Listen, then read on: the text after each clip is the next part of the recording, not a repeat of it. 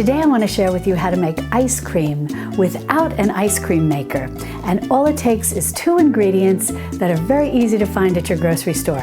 And don't worry if you don't have a stand mixer like this. You can use an electric beater like this, or you can even use a whisk. Hi sweet friends, I'm Mary and welcome to Mary's Nest, where I teach traditional cooking skills for making nutrient-dense foods like bone broth, ferments, sourdough, and more. So if you enjoy learning about those things, consider subscribing to my channel and don't forget to click on the little notification bell below. That'll let you know every time I upload a new video. Well, making homemade ice cream without an ice cream maker couldn't be easier. It's just 2 simple ingredients, heavy whipping cream and sweetened condensed milk. And that's just going to make a lovely sweet cream flavored ice cream. And then, if you want to branch out from the basic sweet cream flavor, you can add all sorts of different things. And we'll talk about different varieties that we can make in a bit. Now, having whipping cream is pretty easy to find at your grocery store. This is one that's from right here in Texas. And then what I've got here is an organic sweetened condensed milk. And I found this in the baking aisle at the grocery store. And this one is organic. I found this one at Whole Foods. And all that sweetened condensed milk is milk that's been evaporated with sugar added. And today I'm using what's in this can because this is relatively easy to find at the grocery store, and so I just wanted to make it easy for everyone. But if you want to make sweetened condensed milk yourself, you can certainly do that. And all it involves is adding the milk and adding the sugar together, and you can control the amount of sugar that you want to add when you make your own sweetened condensed milk, which is nice. But you can usually add about 2 cups of milk and maybe about 2/3 to a cup of sugar, and just let the sugar completely dissolve. You're going to put it on very low heat. You're going to let the sugar dissolve, and then you're going to bring it up to a very low simmer, and you're just going to let it simmer until it reduces by half. But an even easier way to make sweetened condensed milk is if you start with evaporated milk. And you probably see that in your baking section as well. It'll just be in the can, and all evaporated milk is milk that's basically been reduced by half with the water removed. So if you have evaporated milk, you can put that on your stove, add in the amount of sugar that you like until you're happy with the sweetness, and warm it, allow the sugar to dissolve, and allow it to take on somewhat of a creamy color. You're not really looking to evaporate it or reduce it or condense it. You're simply looking for that sugar to melt and become incorporated with the evaporated milk and have ever so slightly a little bit of evaporation. And then you'll have homemade sweetened condensed milk. And another thing I want to mention about making your own sweetened condensed milk is you can control what type of sugar you use or what type of sweetener you use. This is made with cane sugar. But if you're making an ice cream that may have a slightly darker color to it, like chocolate or a coffee or a maple or a peanut butter, you could use maple sugar, you could use rapadura or sucanat, you could use date sugar. So you have a lot of options when you make your sweetened condensed milk at home. So let's get started. What you want to do is if you're going to use the stand mixer, which I'm going to use, you want to make sure that you chill your bowl that you're going to mix it in. And if you're going to do this with an electric beater or with a whisk, you're going to want to use a metal bowl is best because it really holds the coldness. Just get a metal bowl, and preferably one that's a little deep. This helps, kind of contain the splattering. Now, both the stand mixer and the electric hand beater are pretty easy to do this with. Now, you can use a hand whisk, or if you have one of those old-fashioned egg beaters, that's how my mother used to do this. Just one of those old-fashioned egg beaters, and you just spin it around like this, or with this whisk. You're going to get a good workout, but you can do it. And if you have children who enjoy helping you in the kitchen, this might be a little good job for them to turn the whipped cream or turn the heavy whipping cream into whipped cream. Well, the first thing that you're going to need to do is take 2 cups, and this is 2 cups of heavy whipping cream. And we're going to go ahead and pour that right into our bowl. Now, all we want to do is whip this until we see stiff peaks, but keep an eye on it. You don't want to make butter. Well, I whipped this for about 3 minutes in the stand mixer, and you'll see I've got real stiff stiff whipped cream there. That's exactly what you're looking for. So if you do it with the electric beater or the hand whisk, this is the hard part. From here on in, it's easy. But that's what you're looking for, nice and stiff. So now we're going to add in the sweetened condensed milk, and this is a 14-ounce can of sweetened condensed milk. It's usually how it comes. I've washed off the lid, and I'm just going to use a can opener to open it. Now we're going to go ahead and pour in our sweetened condensed milk, and I just have a little spatula over here so I can scoop out every last bit.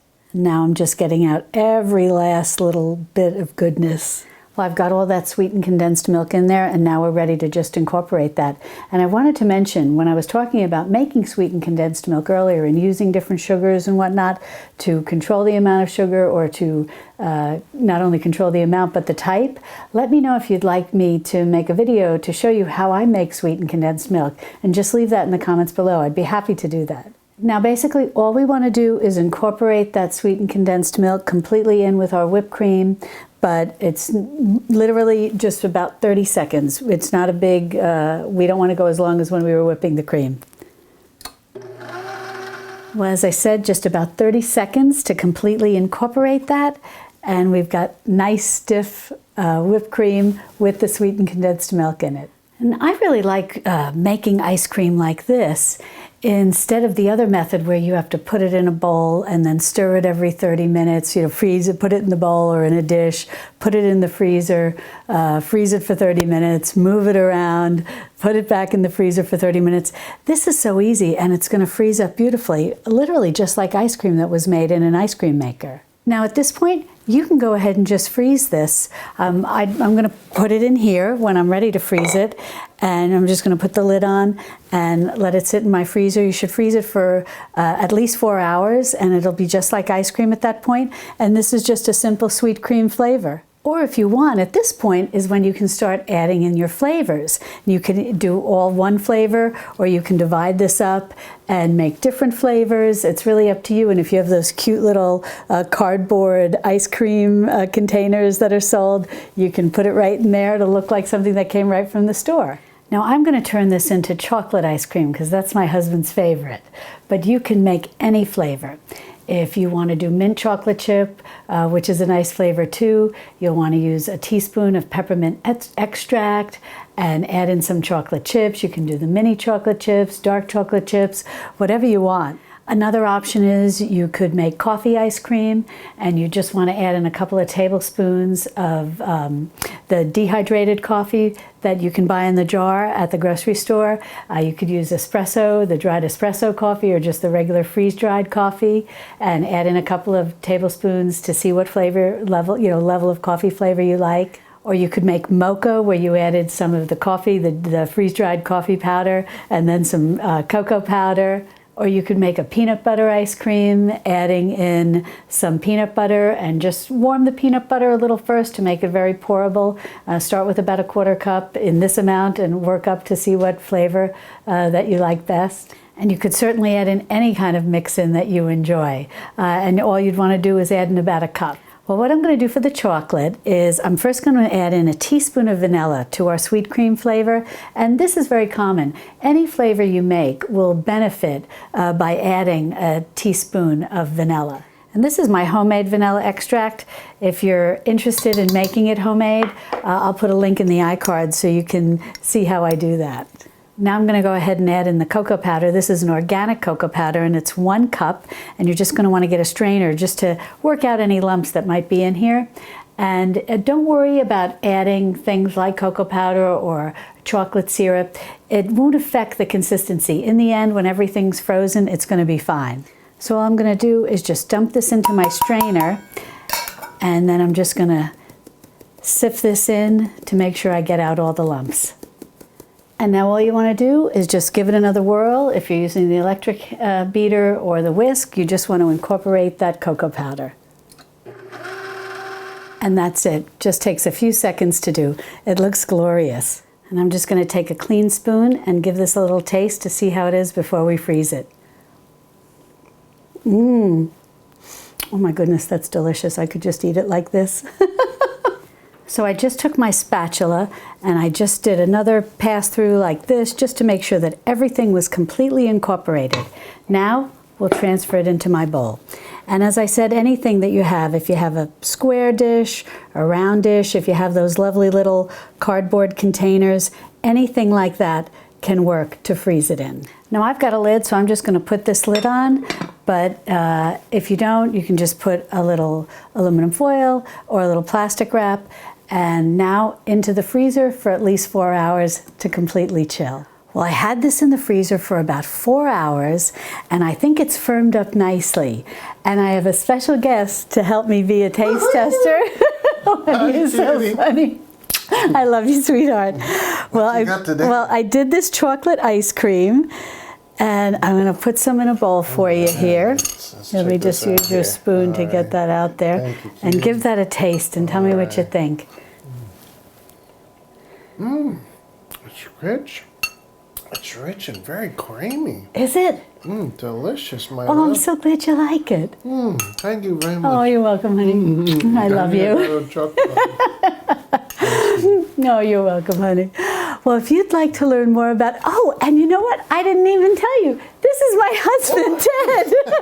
Oh, my goodness. That's right. I love you. Sweetie. So you've been asking me to have him come on the camera so that you could see him. I have him in one other video where he helps me with the meal feed because I was afraid, the pressure cooker, because I was afraid to let the steam out. But for those of you who are new and haven't met him, this is my sweet husband, Ted. Well, in any event, I'm glad you enjoyed the ice cream, honey. Thank you very much, Kitty. And in any event, if you'd like to learn more about traditional cooking, be sure to subscribe to my channel and then click on this video over here, which now is around you, where I show you how to make a homemade granola, which you could top on this. Now that's a sugar-free granola, so I don't know whether it's right to put on top, but it is a sugar-free granola if you need to cut out the sugar after you enjoy some ice cream. And I'll see you over there in my Texas Hill Country Kitchen. Love and God bless.